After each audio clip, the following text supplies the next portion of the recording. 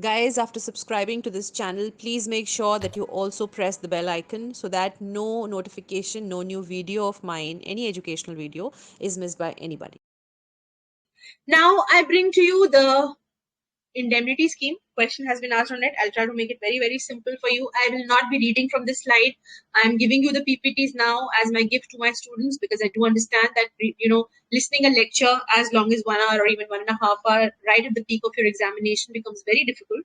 So I understand your constant demand of my PPTs, but try to do justice with these PPTs, guys. Just try to read through after you've listened to my lecture at least once, because that will tell you what exactly to brush through and what exactly to ponder over.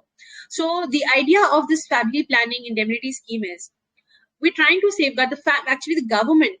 See, now you've seen so many doctors going in the peripheries doing bulk ligations, okay?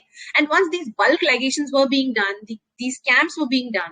If you've witnessed even one of these camps, you will understand that these are operated at very substandard levels of hygiene, expertise, skill, and resources, okay?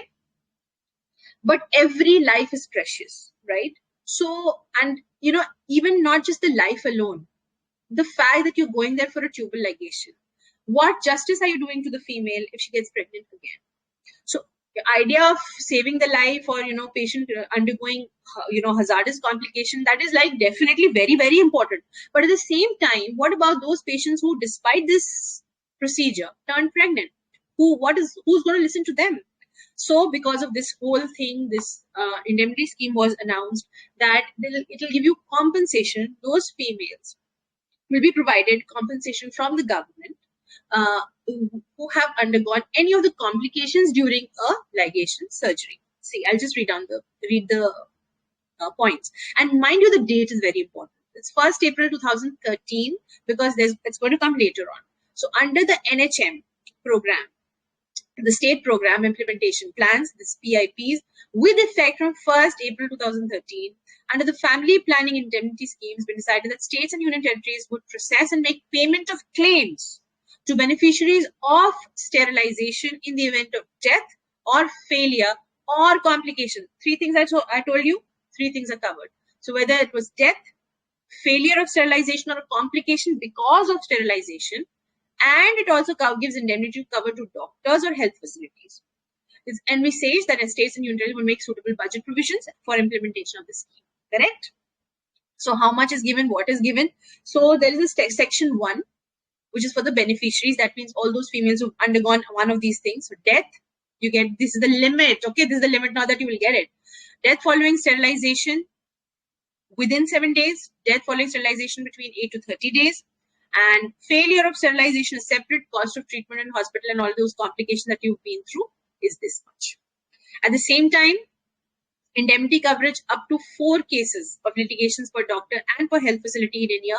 This is how much they are bound to. That much the government can pay you. It can save you. After that, you'll have to give it from your own pocket.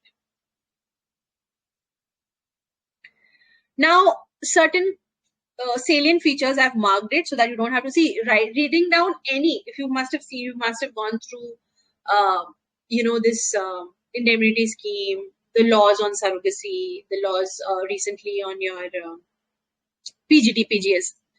It's very difficult to comprehend what you have to reproduce in, examination, what you're supposed to write down in the examination. You cannot write these kind of sentences, So what you need to know in a user-friendly manner, what you can produce in your examination, what you will remember through your examination, only those things I've tried to mark over here. So the family planning indemnity scheme, first of all, has an all India coverage. Okay, it goes about telling each state and every union territory about this importance of this, coverage and compensation to the, family of the victim who's undergone any of these 3 problems: complications, death, or failure. And it covers it in a systematic manner. So all persons undergoing or who undergone these operations, they are covered in this section. So these are the salient points. The consent form acts as the proof. All right. So you have to say, so they have to be told what documents they have to furnish in front of the, the government officials so as to get the claim. So the consent form acts as the proof. Even the doctors are covered.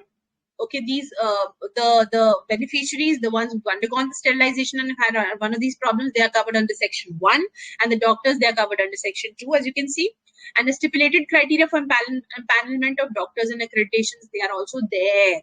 Okay, that's given in standard and quality assurance of in sterilization services, November 2014. This. So empaneled doctors have to have a certain qualification, correct? So that also has to be known. Now, all claims arising in section 1 and 2, they are admissible from April 2013. This is why I told you that the date is very important. Next, so then what happens to the claims before that?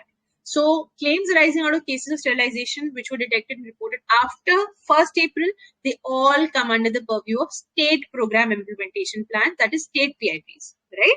Claims arising before 1st April, they will not come under the purview of state program implementation plans, that is not under the state PIPs.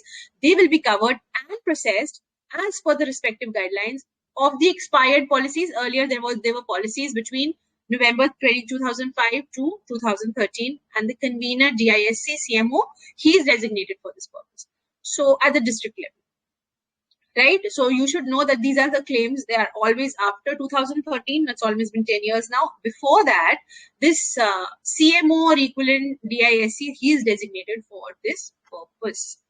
And no provision will be made for unpaid claims in the state PIPs. What is that? That I don't know.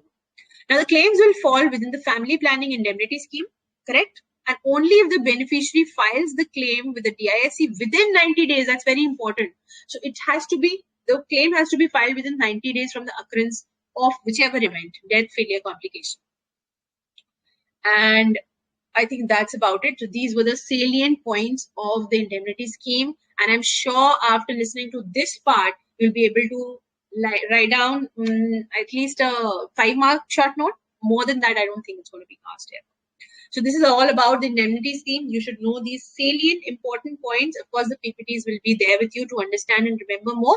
But this is the most user-friendly way in which I could have described the indemnity.